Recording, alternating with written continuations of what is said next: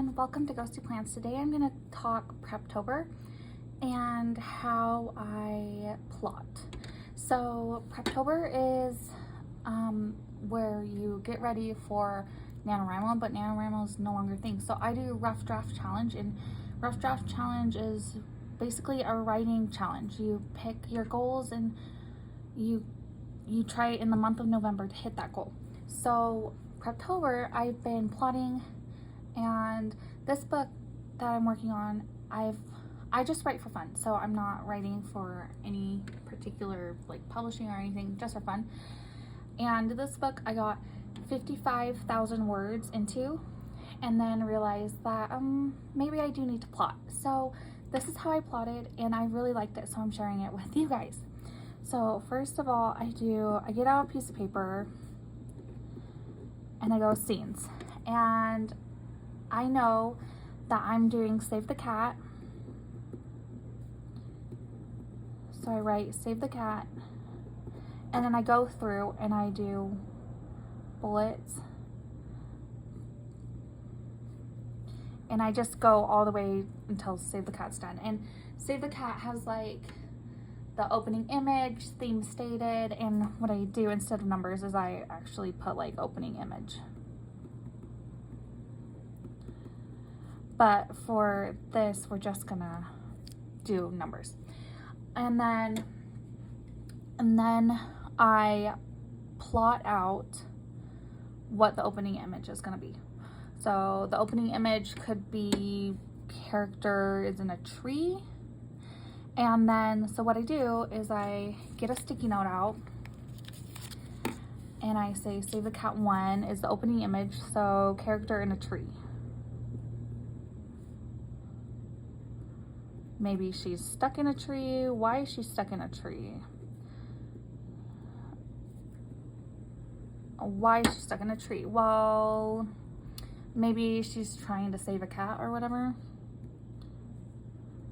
which is funny. Okay, and then I have my first sticky note done, and I just put it off to the side.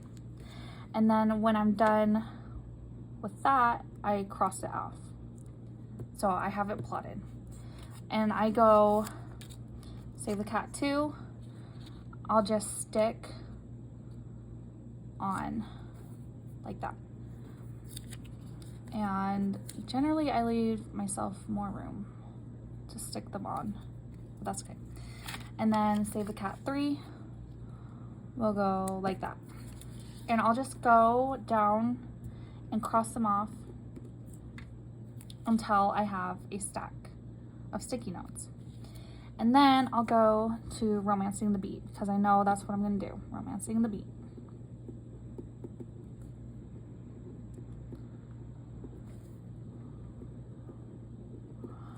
And I'll do 1, 2, 3. Intro to character 1, intro to character 2, the meet cute, and all the way down. And I will plot it out on sticky notes. And then once I have that, I will put them on my desk. And I will cross off. Now that I have the overarching, the two little scenes and the two main plots that I use, the ways to plot that I use, I take Romancing the Beat and Save the Cat, and I take them apart, and then I start to organize. So character stuck in a tree, that is Romancing the Beat 1. And then maybe they meet, intro to character 2 will happen, and then Save the Cat 2. And then maybe Save the Cat 3 will happen, and then the meet cute will happen. So I kind of put them in a general order. And then when I have it the way that I like, in the order, I go, okay, what else do I know my character is gonna do? And my character goes to work. So I need work scenes. So work scenes. So I have 1 work scene, 2 work scene, 3 work scenes.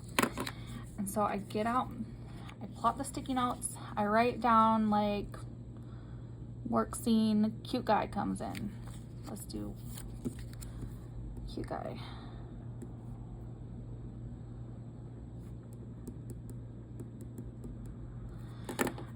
And then I take this and I go, okay, where does that fit on my thing? And it's intro to character 2, which is romancing the beat 2.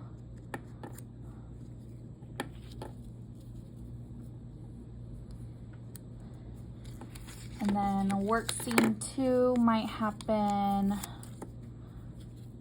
after this. Save the cat 3. And then we might do that. Then have, does that make sense at all? I just go through and then I'm like, okay, she has a best friend. So best friend scenes.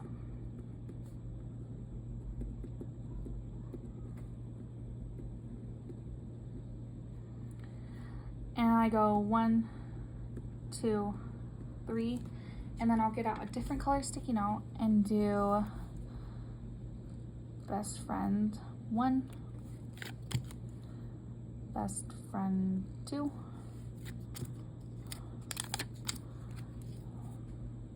best friend 3, and then maybe, and then I'll cross off because I made a sticky note, and then I'll write down the scenes. And then I'll stick them, like maybe her best friend comes right here. Maybe her best friend comes right here.